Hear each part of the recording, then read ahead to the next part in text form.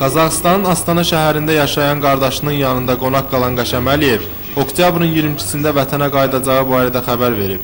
Artıq 3 aydır ki, üzünü görməyən ailə üzvləri onu səbirsizliklə gözləyirdilər. Oktyabrın 20'si idi deyəsən, qaynımla zəng elib danışmışdı ki, 22'si evimdəyəm. Qaynım da mənə zəng elədi ki, Həsən, belə-belə aynası, gözün aydın, Qəşəm gəlir. Bizim de gözümüz yolda qaldı, həmən gündə fırtına qopdu, gözümüz nə qədər gözlədik, gördük, gəlib çıxmır. Uşaq da elə, ay mama, atam niyə gəlmədi deyib, bütün gün aynadan baxırdı. Cəminin qəzaya uğraması xəbərini Əliyevlər ailəsi televiziya vasitəsilə öyrəniblər. Bundan bir neçə saat sonra Astanadan zəng vuran Cəbrayıl qardaşının məhz bu gəmi ilə yola salındığını həyəcanla bildirib. Ondan sonra biz getdik Bakıya. Getdim, oradan gedib, oradan məlumat öyrəndik. Baxdıq siyahıda, oradan da sərnişlərin içərisində mənim qardaşım var. Həsən Əliyev qəzadan sağ çıxanlarla görüşə bilib. Mühəndis ki, oğlan mənə söhbət elədi.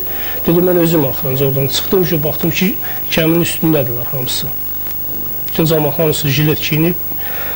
Deyir, bu cəmaat yığılmışdı, gəmi batırdı. Bu gəmi arxadan deyir, bir partlayış əmələ gəldi. Hamı deyir, töküldü sahaya. Mən həmən suya, dedim, mən də düşdüm suya deyir. Döcü qalxdım ki, özüm itirmişdim şunu deyir. Suyun ləpəli buran kimi deyir, aildim. Tez götürdüm orada, nə deyirlər ona? Götürmə otuladım suya, başladım mən də üzməyə. Gəmidə baş verən partlayışın səbəblərini Xəzər Dənizi Gəmiçiliyi İdarəsinin rəhbərliyi həlak olanların qohumlarına belə izah edib.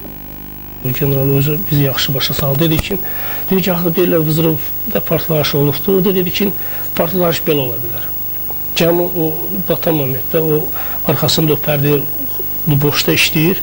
Bu turbada vakum yaranır, anası belə partlayış ola bilər. Ayrı başqa cürdə partlayış olmayıb. 10 yaşlı Əli atasının qayıtmayacağına inanmaq istəmir.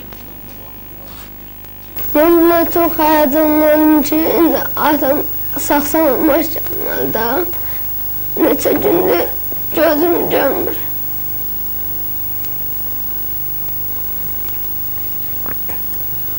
Buna görə də elə çox ağlayırdım ki, indi gəlməyəcək. Arzumuz bundadır ki, şad xəbər gəlsin.